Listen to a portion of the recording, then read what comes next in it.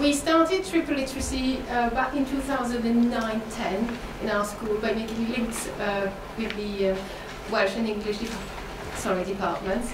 So what we're going to talk about a bit, quickly show you the background, and then we decided to actually read Little Red Riding Hood in French, in Welsh, and in English, and that was quite a challenge for the French and the Welsh actually, because all the teachers in the projects were teaching, at least for French and Welsh, lower ability Year 9 groups.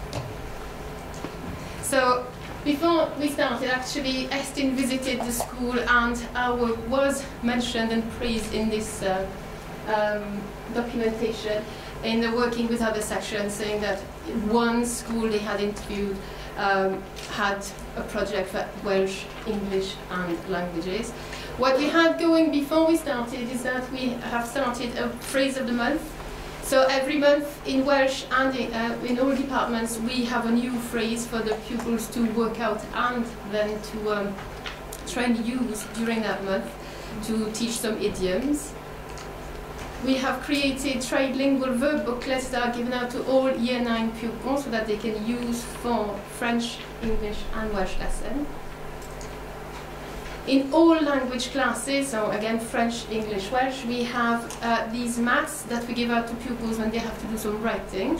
So these include conjunction, connectives, time markers, enhancers, opinions, everything that they can use to try and say, extend their work. We also have a common terminology which has been given to the pupils. It is on our walls, but it's more for teachers to make sure that we all use the same terms when we're teaching grammar.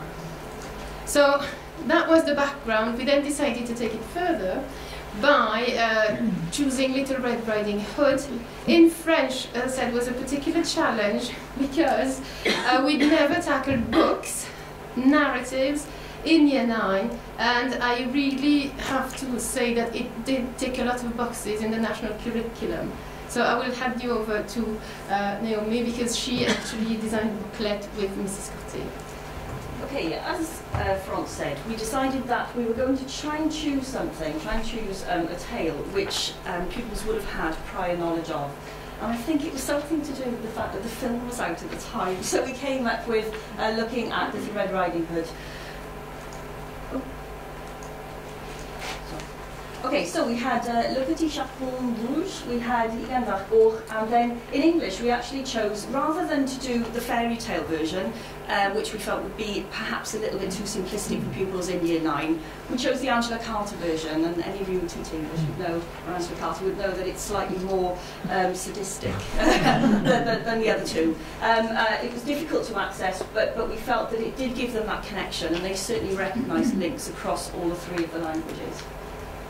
So some of the activities that we did then, we looked into the history of fairy tales, and that was across the board. We had a commonality in that, we had a common structure for doing that. We looked then at pupils' prior knowledge of fairy tales and the stereotypes and things like that, and they could pick up on those in the different languages and in the different books. Colour coding of grammar, sorting of grammatical words, dictionary work, making the link, positive and negative words, and that this is all your grammar down the bottom here. We tried to make a commonality, tried to create parity between the three different languages by following the different tasks. So for example, just quickly, we gave out a spider diagram. They had this, it was actually given in English, wasn't it, Franz? Yes. It was given in English, however, we covered it in all the three different languages, and what it gave pupils then was connections between the three different languages and looking in their texts to find those connections in the three. Yeah. So in French, what worked really well is because they know once upon a time, they looked at the opening words and they found il était une fois, and they knew straight away it was once upon a time. Then, so that was a clear link from the start. Yeah, we did struggle a little bit with good versus evil because that's completely inverted in the Angela Carter version, and actually she's quite evil. So we struggled a bit with that, but when we could overcome that, we were fine. Right, reasoning behind then the composition of the booklet. As I said, creating parity or connections across, or similarities across the three subjects. Identifying and extending their commonality of grammar, and I think that's a definite positive. Pupils making links, obviously, within the three different languages. Deepening their understanding of grammar. An important one for us as well was to lessen their fear of these extended texts in Welsh and French, and again I think that was important, and consolidating on their literacy skills, as Franz said. Again, this is something we are continually building on, is thinking about the literacy framework and its importance at the moment, and continuing with that. Okay, some of the things that they did then, they sorted the grammatical words using skimming. For example, they would go through a piece of text, they would highlight the nouns in red, adjectives in yellow, those in green, etc., etc. And again, that was quite successful. If they were given a small piece, they could pick them out, and colour coding them gave them that access across the 3 different languages. They loved dictionary work, especially the boys. Really enjoyed being able to find things. The interesting thing about this, about the dictionary use, was that obviously in an English dictionary you're going to have noun, verb, adjective, adverb, but obviously you don't have the masculine and feminine. So that was another link that they could make between the French and the Welsh. Something obviously they noticed that wasn't available in English as well. But interesting link there. Just quickly then, just to show you some of the things that we put in the booklet. They could pick out certain words and phrases when they were doing the dictionary work, and again you can see that they did them in Welsh and French, and then they were coming up with their definitions from the dictionary. So again, making links. Some words again would be similar, which we'll see a bit later on. Again, making links between the 2 languages and some of the observations, some of the things that they noticed, for example, spelling patterns, which is what Maria was picking up earlier on. So again, they noticed things like that, and again, we've got an example of that. That's an example from my lower ability in class. So we had to direct them, but that's what is going wrong. So it's spelling mainly differs. But we also compared some spelling patterns, and they made a link that in French and in English you don't pronounce every letter, whereas in Welsh, once you know the sounds, you can say everything, even though you might not understand what you're saying. So yeah, we also looked at scanning, and again, it's probably best if I. Right, scanning. Yeah, they did some scanning just to pick out these keywords. And again, with us in English, I think this was quite successful. It was a bit more difficult, I think, in the other 2 languages. But for us doing the Angela Carter, it was quite important that they had sort of that higher level skill as well, and we were pushing them on as well in that language. So, for example, they picked out words such as inhospitable, uninhabitable, that kind of thing, and they could tell them that that was a negative word, and that improved their language and their understanding of that language. Again, did the same then, just to show you that similar sort of charts in Welsh, and they would do similar sorts of things. Example then of a pupil's work. Yeah, no worries, it speaks for itself. It's just they did a lot of dictionary work, and each time we asked them to find out whether it was a noun, masculine, feminine, verb, adverb, so that they could reuse the vocab afterwards. Yeah, and get an understanding of it. And again, that was something they especially the boys love dictionary work. I don't know. I think they like concrete things, don't they, boys? Again, we used going on from the scanning. We looked at some of the passages in the story in more detail. So they would find the paragraph or the page number, and then they would look for a little bit more detail, for example, where things had happened, when they'd happened, who it had taken place with, etc., etc. So they were more aware of structure, and it was building on not just their vocabulary, but building on their understanding of a piece of text as a whole, which again was important, wasn't it? Especially in the languages where they weren't as familiar as this of the structure, with the structure as perhaps they're in English. Again? Yes, still the same pupil, lower ability, and I'm not quite sure he understood everything. I quite like the fact that he managed to look at several pages from quite a long book in French and managed to pick some key points on each page. So I was quite impressed by how well they did. I particularly enjoyed color coding as well. Yes. There's still some work we did in French. We did some spelling patterns, so we started by actually reading and identifying patterns and then comparing that with Welsh and English. So all that is about the kind of work we did in the French department. How do you tackle teaching verbs? And asking a low ability year 9 to highlight verbs in a text that includes the past historic.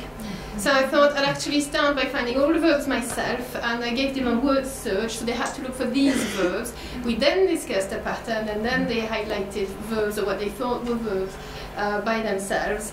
We did oral presentations as well. We found out in the process that they were struggling with the typical sentence structure, so we did cutouts to practice verb, subject, complement. And then the green ones, they were all cutouts, and then they were using that to extend their sentences, and all within the context of the basic story.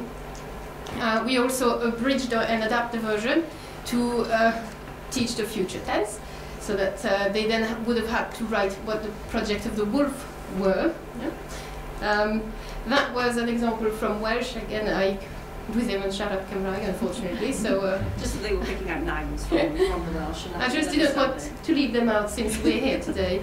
And that's the text we gave at the end of our project for Year 9 to see if they could tackle a longer text again in French. Nothing to do with Little Red Riding Hood, but they had an hour to do a reading text, and they were graded with the national curriculum level. That is a test designed by our PGCE student who did that for her project, and she asked them to highlight verbs, to highlight subjects, to rewrite sentences. And we did that test, and with two groups, one who did the project with us and one who did not. They were both lower ability and had the same average SAS scores. And the results were quite telling, because 9A3 were the class who did the project, 9A4 did not. And all the tests tend to point that 9A3 had a much better understanding of grammar, even though it was not perfect. I think that speaks for itself. Question 2 asked them to highlight verbs in a text. 9A3, the blue shows whoever had a good understanding. In 9A4, there's no blue. They all have, the green is a predominant, which is no understanding. Question 8, they were supposed to highlight subjects in a sentence. 9A3, half the class could do it. 9A4, nobody. In question 4, they had to highlight the past, present, and future. Again, in yellow, 9A3 showed that they have a higher understanding than 9A4. So this was quite telling for us. This is what, again, our PGC student interviewed the pupils, and she found out that most of them thought and said, we have now a much better understanding of grammar. We have enjoyed it. That surprised me, actually. Doing reading for almost 2 months with a bit of writing, dictionary, grammar. They enjoyed it. They have a better understanding, and they felt more in control. So you can. I thought this would be printed. I'm not going to. It was also interesting the fact that they turned around and said that they couldn't see how we were learning grammar. But obviously it did, they did, and they realised that by the end that it was something, it was almost like passive. They meant that they couldn't understand how the grammar worked when they were taught in the usual French, this is holidays and you learn the past tense in the holidays, and they had a better understanding of how it worked through reading Little Red Riding Hood and doing all that grammar. So again, quite successful in that sense. That's examples of the kind of work, again, set 3 were doing, as one big ball bottom. At the end, they did a presentation, but they had to script it. Again, if you want to read it, come and see me. And then our findings, I'll pass again and go to... Yeah, the positives that we found were that pupils became more aware of some of the procedures which should have been, which should have created this similarity across all the different languages. So, right, okay. So, just going to put 1 minute, so I'll go really, really quickly. Right, skimming, scanning, and inference. Inference, especially for us in English, was very important, and pupils were clearly able to predict, look forward, and see what, or perhaps think about what might happen. As France said, it speaks for itself. They definitely had a deeper understanding of grammar. That was the same in English as well. Word order, subject, verb. So yeah, they just got it. They got an awful lot deeper understanding. Boys enjoyed, as I said, the grammar, and they loved the dictionary work. Again, I think it's because it's concrete, and they enjoy that very much. Some of the negatives, we struggled towards the end to get a piece of work. We only got 1 piece of work completed, and we know that that was a negative. Started at different times, so that the pupils actually found it in the beginning difficult to make some links. So that's something that we're definitely going to work on. Booklet was definitely unattractive, I take full responsibility. Difficult to assess any improvement accurately, so we need to implement a test now. And the way forward for that is to implement a test where we test them on a similar thing on the beginning and at the end. You can't have parity unless you've got the same test. Again, we teach all single boy classes in GCSE, we've got boys and girls classes split. And it was difficult then to measure their performance in particular, so that's something else we're going to work on. And also we've got different amounts of lessons. different amounts of lessons then, and that made it difficult as well. We've got 6, but for French we've got 3. Yeah. So the conclusion really is that we have now decided to choose this text, which is we managed for quite the same version in all 3 languages. It's still going to tackle Little Red Riding Hood, but we're going to try that. The whole of the Welsh, English and French departments are going to be involved rather than just pilot groups. We're all going to do it at the same time for the same number of hours, and we're going to have the same focus every week so that pupils really benefit. Thank you very much.